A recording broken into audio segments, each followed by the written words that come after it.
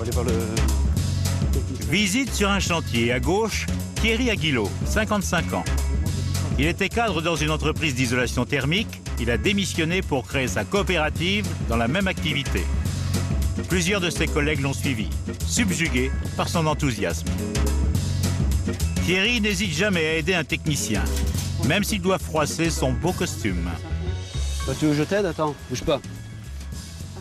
Vas-y. Là. Ouais, j'arrive. L'activité de sa boîte démarre en juillet 2009. Depuis, tout va pour le mieux. Thierry Aguilot a créé 2 nouvelles agences et embauché 43 personnes. Et cette réussite a un secret. Il y a un élément majeur, c'est que aujourd'hui, dans les dirigeants de la société, il n'y en a aucun qui a une volonté d'enrichissement personnel. Donc ça veut dire qu'aujourd'hui, il y a une transparence dans le fonctionnement économique de l'entreprise. Et puis ensuite... Vous vouliez dire qu'avant, les patrons... ils se gavaient, oui. Ils se gavaient, exactement. Thierry Aguilot a voulu cette scope. Pourtant, il n'est pas le patron, nuance. Il est gérant, élu par ses associés. C'est la règle dans toutes les scopes. Donc, toutes les populations. Mon contrat de travail, je ne pouvais pas le signer moi-même. C'est Aurélien qui a signé mon contrat de travail. Donc, il connaît, lui, voilà, il connaît mon contrat, puisque dans le statut scope, le gérant n'a pas le droit, ne peut pas signer son propre contrat de travail. Donc, c'est Aurélien qui a signé mon contrat de travail. Je l'ai accepté quand même. J'étais pas obligé de le faire signer. Ça a été validé. Bon, j'ai été menacé, mais bon. Et il gagne convenablement Normalement, on va dire. Mais pour, entre guillemets, pour un patron, c'est pas un salaire. C'est quoi le salaire normal? Pour un patron, aujourd'hui, vous demandez, vous allez être aux alentours de 8 à 10, 12, 14, 15 000 euros. Donc moi, aujourd'hui, j'ai un salaire fixe de 3 500 euros. Et après, une possibilité d'intéressement sur les résultats comme les autres collaborateurs. J'ai un mandat de 4 ans et ils peuvent effectivement, au cours d'une assemblée générale, si mes résultats ou les résultats que j'apporte à l'entreprise ou si les performances en qualité de gérant sont insuffisantes, je peux être déboulonné. sans aucune indemnité, puisque ça ne fait pas partie du système coopératif. Sujet de la réunion, la répartition des bénéfices. Ici, chacun y a droit. C'est dans les statuts des coopératives. Moi, mon conseil sur cette question-là, c'est que vous fassiez des projections. Lui, c'est François Devin. Son rôle à la Fédération des SCOP, épauler, conseiller les 150 coopératives de la région Midi-Pyrénées. Ex-directeur de banque, il a rejoint le mouvement par conviction. Un mouvement parfois assimilé à un rassemblement de babacools utopistes. Est-ce que tu as vu ma chemise à fleurs et mon pantalon Pandef? Donc, c'est une image, j'allais dire d'Épinal. Non, aujourd'hui, on est un mouvement d'entreprise. Ce sont des entreprises qui portent des valeurs. C'est clair, des valeurs humaines. Quand on dit qu'on met l'homme au centre de l'entreprise, c'est vrai. Et chez nous, ça se construit, y compris dans la loi qui régit les scopes. Ceux qui produisent la richesse de l'entreprise, ils vont se la distribuer.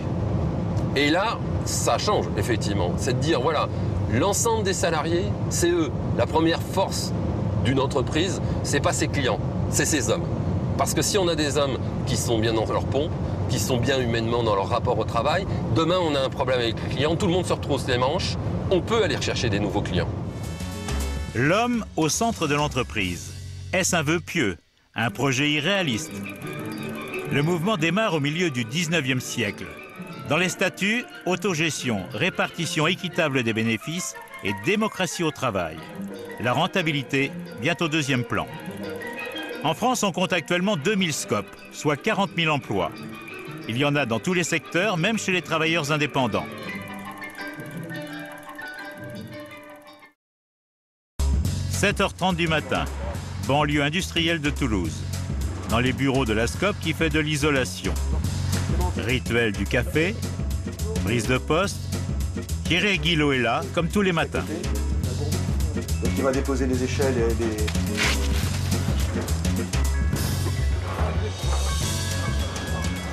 Le patron, il fait ce qu'il a à faire. Et nous, on fait ce qu'on a à faire.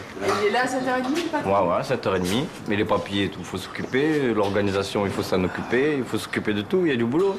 C'est une entreprise. À 22 ans, Johan cumule 3 casquettes. Technicien, chef d'équipe et actionnaire. Comme son patron, il a démissionné de son job pour rejoindre la SCOP. Départ sur un chantier.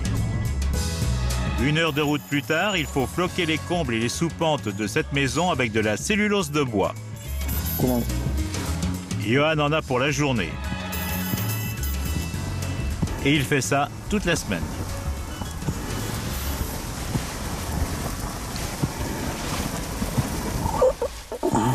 Se déplacer dans des endroits restreints, c'est très pénible. Nous, déjà, on fait partie d'une SCOP, donc c'est pas du tout la même mentalité que des gens qui sont en société traditionnelle. Les heures, nous, on les compte pas, hein, on travaille jusqu'à ce qu'on ait fini. Des fois, on a fini tôt, tant mieux. Des fois, on finit tard, et ben tant pis, on reste là, on finit, quoi. Ce métier, je pense que si vers 30 ans, j'évolue pas dans la société, ben, j'arrêterai de faire ce métier et puis j'irai voir ailleurs s'il y a quelque chose à faire. Voilà, c'est tout.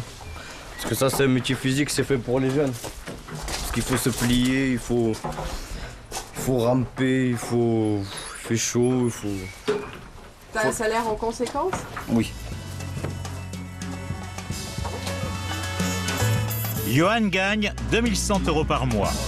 À poste égal, c'est un tiers de plus que dans son ancienne boîte.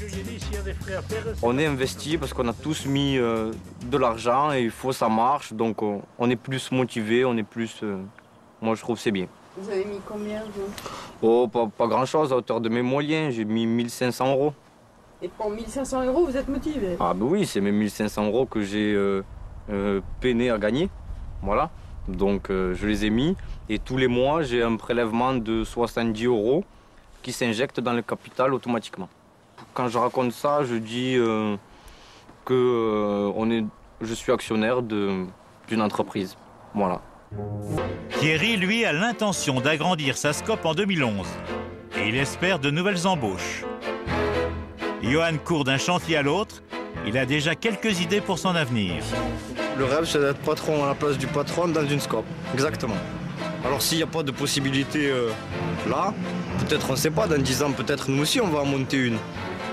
On ne sait pas, c'est le suspense. Conclusion, on peut être associé dans une coopérative et ne pas manquer d'ambition.